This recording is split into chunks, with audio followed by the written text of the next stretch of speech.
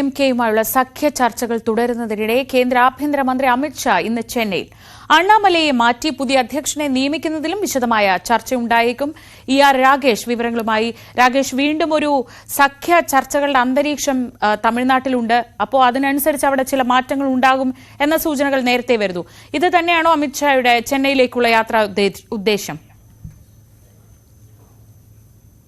ശ്രീജ, ചർച്ചയുടെ വിശദാംശങ്ങൾ, ഈ സന്ദർശനത്തിന്റെ വിശദാംശങ്ങൾ ഇതുവരെ വെളിപ്പെടുത്തിയിട്ടില്ല. പ്രത്യേകിച്ച് RSS സൈദ്ധാന്തികൻ ഗുരുമൂർത്തിയുമായുള്ള കൂടിക്കാഴ്ചയ്ക്കാണ് നിശ്ചയിച്ചിരുന്നെങ്കിൽ പോലും ഈ യാത്രയ്ക്ക് ഏറെ രാഷ്ട്രീയ പ്രാധാന്യമുണ്ട്. അത് രണ്ട് കാരണങ്ങൾ കൊണ്ടാണ്. ഒന്ന്, ADMKയുമായുള്ള സഖ്യം വീണ്ടും ആ ചർച്ചകൾ സജീവമാണ്. അടുത്ത വർഷം നിയമസഭാ തെരഞ്ഞെടുപ്പ് ഈ സമയം നടക്കാനിരിക്കുന്നു. അതിനു മുൻപ് ഒരു സഖ്യമുണ്ടാക്കി ഏത് വിധേനയും അധികാരത്തിൽ വരികയെന്നാണ് BJPയുടെ ലക്ഷ്യം. രണ്ടാമത്തെ കാര്യം, ഒന്ന്, കെ അണ്ണാമലയെ മാറ്റും എന്ന തീരുമാനം BJP തന്നെ കൈക്കൊണ്ടിട്ടുണ്ട്. അണ്ണാമല തന്നെ ഇക്കാര്യം വ്യക്തമായി പറയുകയും ചെയ്തിട്ടുണ്ട്. അപ്പോൾ സ്വാഭാവികമായും ഈ രണ്ട് കാര്യങ്ങളായിരിക്കും ചർച്ചയിൽ വരിക. ഈ സന്ദർശനത്തിൽ പ്രധാനമായും ചർച്ചയിൽ ഇടം പിടിക്കുക. ഏതായാലും ഇന്ന് വൈകിട്ടാണ് അമിത്ഷാ ചെന്നൈയിൽ വരുന്നത്. ADMK നേതാക്കളുമായി കൂടിക്കാഴ്ച ഉണ്ടാകും. ഈ കൂടിക്കാഴ്ച സംബന്ധിച്ച കാര്യങ്ങളൊന്നും തന്നെ രണ്ടു പാർട്ടി നേതാക്കളും വ്യക്തമാക്കിയിട്ടില്ല. പക്ഷേ ഡൽഹി ചർച്ചയുടെ തുടർച്ച ചെന്നൈയിലും ഉണ്ടായേക്കുമെന്നാണ് മനസ്സിലാക്കാൻ സാധിക്കുന്നത്. പ്രത്യേകിച്ച് ഈ അണ്ണാമലയെ മാറ്റുന്ന തീരുമാനത്തിലേക്കൊക്കെ തന്നെ BJP എത്തുന്നത് ഡൽഹിയിൽ എടപ്പാടി പളനിസ്വാമി അടക്കമുള്ള നേതാക്കൾ ചർച്ച നടത്തിയ ശേഷമാണ്. കാരണം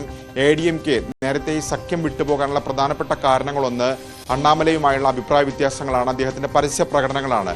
പക്ഷേ വരുന്ന നിയമസഭാ തെരഞ്ഞെടുപ്പിൽ അധികാരം പിടിക്കണമെങ്കിൽ ADMKയുടെ സഖ്യം അനിവാര്യമാണ്. അത് BJPക്ക് മാത്രമല്ല ADMKയ്ക്കും അത്തരത്തിലുള്ള സഖ്യം അനിവാര്യമാണ്. അപ്പോൾ ഇതിന് തുടർ ചർച്ചകൾ ചെന്നൈയിൽ ഉണ്ടാകുമെന്ന് ഉറപ്പാണ്.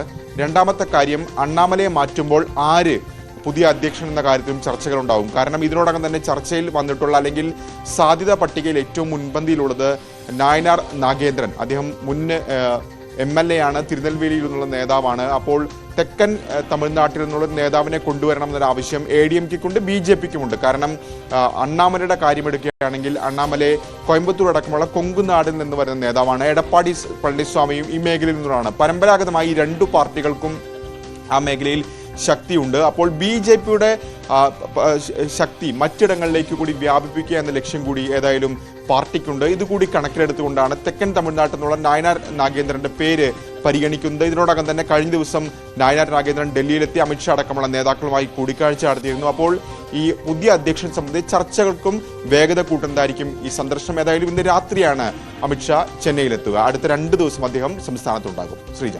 ശരി, രാകേഷാണ് വിവരങ്ങൾ നൽകിയത്.